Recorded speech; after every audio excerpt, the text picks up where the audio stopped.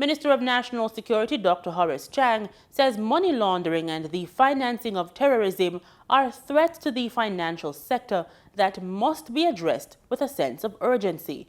He made that comment while addressing the House of Representatives on the Tourism Prevention Designated Reporting Entity Trust and Corporate Services Provider Order 2022 on Tuesday.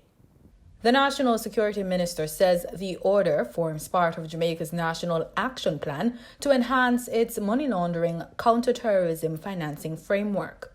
Money laundering and the financing of terrorism are threats to our financial sector that we must address with a sense of urgency. Any loopholes within our financial system will provide opportunities for criminals to move their funds to, through or within jurisdictions that do not have the requisite safeguards. Strengthening our framework will therefore disrupt the access of criminals to resources and make it more difficult for them to profit from their illicit activities and to prevent them from, in fact, getting involved in some of the activities they tend to get involved in. In explaining how the designation would strengthen the financial or non-financial system, Dr. Chang notes that any loopholes within our financial system will provide opportunities for criminals to move their funds to, and this piece of legislation combats that practice. Section 15 of the Terrorism Prevention Act provides that certain entities, namely reporting entities, must periodically report whether they are in possession or in control of property owned or controlled by or on behalf of a listed entity. Reporting entities must also notify the Financial Investigation Division where they suspect that a transaction involves property that is connected with or intended to be used in the commission of a terrorism offense or is involved with or for the benefit of a listed entity or a terrorist group. He says the order will ensure the supervision of trust and corporate services, such as real estate dealers, casinos, gaming machine operators, and accountants.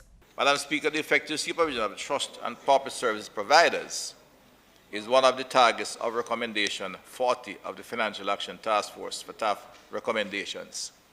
Members of this House will be acutely aware of the implications of failing to adequately implement FATF recommendations.